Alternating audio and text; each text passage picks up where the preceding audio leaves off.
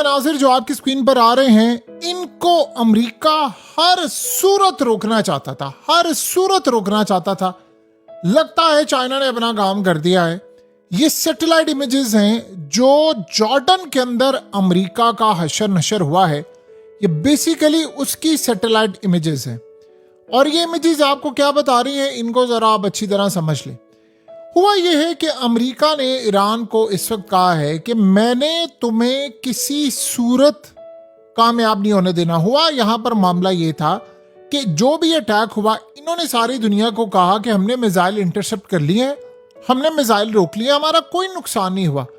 پتہ یہ چلا ہے کہ امریکہ کے فوجی اڈوں کے پرخچے اڑ گئے ہیں اور وہاں پر موجود یعنی سیٹلائٹ امیجز بتا رہی ہے کہ امریکہ کی فیسلٹیز جارڈن کے اندر جو ہیں ان کی بیس بلڈنگ کی پوری اڑا دی ہے. ان کے جو قریب گاڑیاں تھی ملٹری وہیکلز ان کو بھی اڑا دیا ہے اور ایران نے جو وہاں پر تباہی کی ہے اس کا اندازہ بھی نہیں ہو سکا. اس کے علاوہ جو آج امریکی میڈیا نے خبر بریک کی ہے انہوں نے کہا ہے کہ اس فوج نے وہ نقصان ہمیں پہنچایا ہے جس کا آپ تصور نہیں کر سکتے. انہوں نے کہا کہ ایران جنگ میں امریکہ کے اتنے مارے گئے ہیں سپاہی, اتنی فوج ماری گئی ہے کہ نہ یہ زخمیوں کی تعداد بتا رہے ہیں نہ مرنے والوں کی تعداد بتا رہے ہیں. اور رشیا نے کہا ہے کہ امریکہ کے جو پائلٹ تھے انہوں نے پوسٹ کی, ان سے پوسٹ ڈیلیٹ کروا دی گئی ہے. اس میں انہوں نے کہا کہ بڑی تعداد کے اندر زخمی ہے, بڑی تعداد کے اندر ٹرومیٹک برین انجریز ہو گئی ہے, دماغی توازن ان کا کام نہیں کر پا رہا, اور اس کے علاوہ بڑی تعداد میں فوجی مارے گئے ہیں. لیکن یہ ساری دنیا کے آگے جھوٹ بول رہے ہیں, چھپا رہے ہیں کہ جی ایسا کچھ نہیں ہوا, یہ نہیں.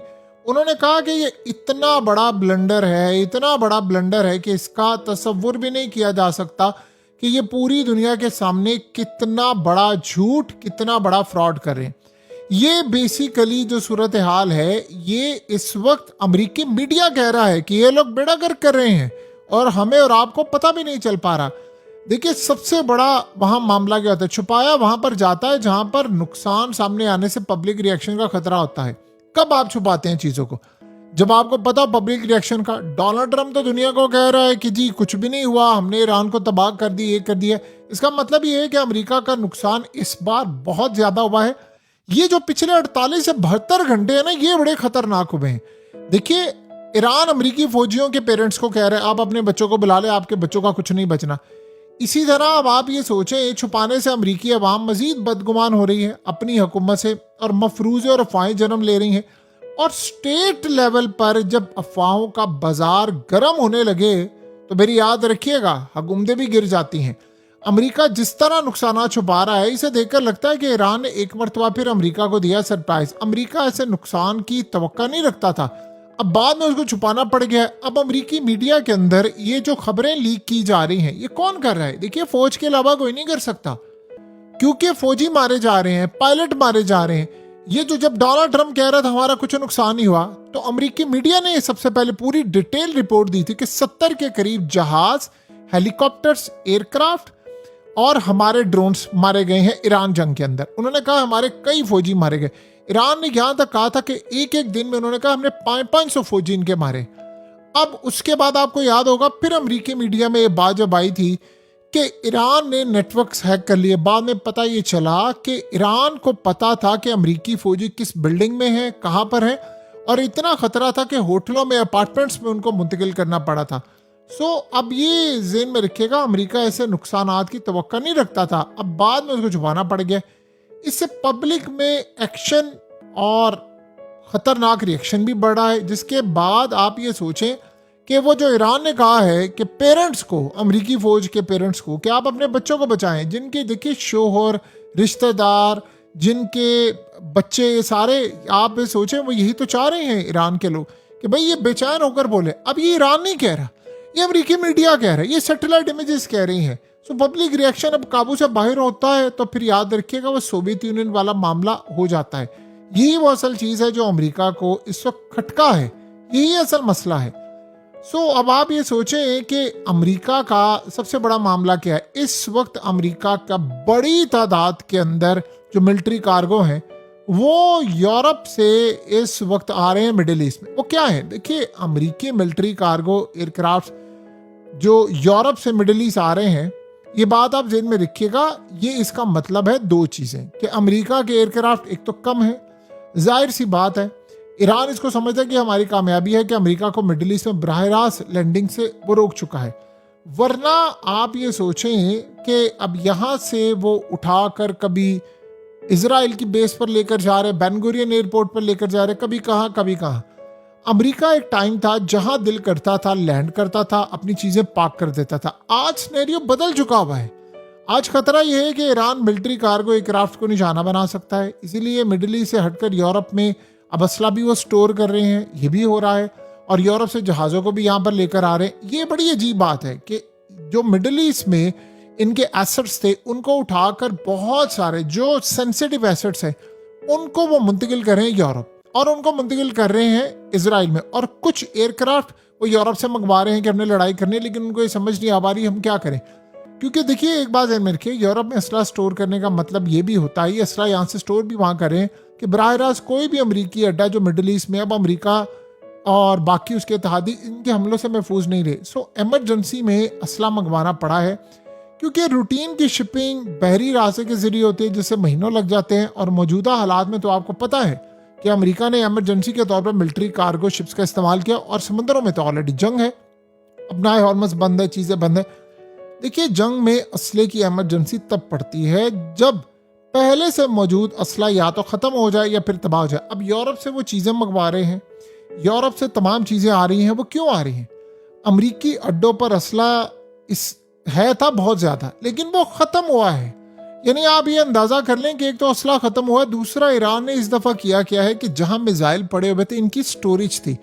ईरान ने कहा है कि जॉर्डन से हमें इंटेलिजेंस मालूमात देने वालों का शुक्रिया जिन्होंने हमें दी, हमने चुन चुन कर वहां पर अटैक किया। अमेरिका को एमरजेंसी में मिलिट्री कार्गो एयरक्राफ्ट का इस्तेमाल करना पड़ा, बल्कि ऐसा महसूस होता है कि पहले से मौजूद असले के ज़खायर ईरान तबाह कर चुका है। अब ये कन्फर्म नहीं है कि ये जो असला मंगवाया जा रहा है, ये आप ज़हन में रखिएगा, ये वापस जॉर्डन जाएगा या नहीं जाएगा। जो भी होगा वो तबाही की तरफ तो मामला जा रहा है। ये तो आप समझे ना इस बात को कि मामलात काफ़ी हद तक ख़राब हो रहे हैं अमेरिका के। अमेरिका चाहे दुनिया को जो मर्जी कहता फिरे, लेकिन आफ्टर ऑल उसका मसला, उसका मामला इस वक्त कहीं ना कहीं तो ख़राब हुआ है।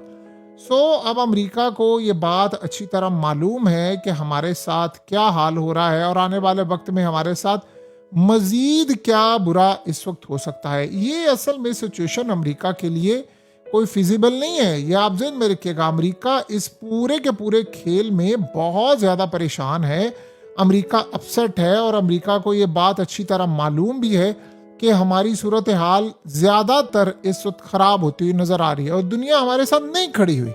ये बात उनको पता है कि वर्ल्ड हमारे साथ नहीं खड़ा हुआ और हमें बहुत ज़्यादा तबाही का सामना करना पड़ सकता है। ये हो रहा है अमेरिका के साथ। अब आप बताएं कि अमेरिका के साथ जब ऐसी सूरत हाल होती है तो क्या अमेरिका सह लेगा इन तमाम चीज़ों को? क्या वो बर्दाश्त कर लेगा कि नहीं जी ये सारा मामला तो बड़ा अच्छा था और मैं बड़ा खुश हूँ, मैं तो फलाना हूँ? अमेरिका के लिए चैलेंज है। ये आप जो मर्जी कहें, अमेरिका के लिए एक चैलेंज बना हुआ है। और अब हालत ये है कि इसराइल उसको बार बार जोर दे रहा है, नहीं हम अटैक करते हैं, नहीं हम अटैक करते हैं, हमें भी जंग में ले चलो, हमें भी इस जंग में जाना है। नहीं हो पा रहा। अमेरिका को ये बात इस दफ़ा पता चली है कि ये जो लेटेस्ट खेप का अटैक हो रहा है ये बहुत ज़्यादा खतरनाक है और आज से पहले इस तरह का अटैक हमारे साथ हुआ नहीं है। अब अगर ऐसा अटैक हो रहा है अमेरिका पर तो फिर तो आपको अंदाज़ा हो जाना चाहिए ना कि अमेरिका की सूरत हाल कितनी ज़्यादा ख़राब है। तेल की कीमतें ऊपर जा रही हैं, मामलात काफ़ी ख़राब है, आउट ऑफ कंट्रोल हुआ पड़ा है मामला। यूएस इस वक्त कहाँ खड़ा है? एक सवाल है, सबसे अहम सवाल है, अमेरिका इस वक्त कहाँ पर खड़ा हुआ है? क्या अमेरिका इस सारी की सारी सूरत हाल में कोई एक मामला रख सकता है? क्या अमेरिका इस पूरे के पूरे खेल को जीत सकता है? सवाल ही पैदा नहीं होता। ये नहीं हो सकता और ये ना होना है। ये भी आप ध्यान में रखिएगा, ये ना होने वाली सूरत हाल है। और यहीं से अमेरिका को ये बात पता चलती है कि हमें लड़ाई के लिए आने वाले वक्त में मजीद क्या कुछ चीज़ें करनी पड़ेंगी, हमें किस तरह की तबाही का सामना करना पड़ सकता है। सो अब ईरान उन पर अटैक कर रहा है और धड़ाधड़ अटैक कर रहा है और बिल्कुल डायरेक्टली अटैक कर रहा है। ये बात आप ज़हन में रख लें। امریکہ کو یہ بات پتہ ہے کہ ایران ہمارے ساتھ کس لیول کی صورتحال پیدا کر سکتا ہے، ہمارے ساتھ ان کا معاملہ کیا ہے، کیسے یہ معاملات سامنے آ سکتے ہیں۔ اب دیکھتے ہیں کہ امریکہ کے ساتھ کیسی صورتحال پیدا ہوتی ہے، ان کے معاملات کس حد تک خراب ہونے کا امکان ہے۔ لیکن جو بھی آپ کہیں، یہ لڑائی اب یہاں پر ختم نہیں ہوگی۔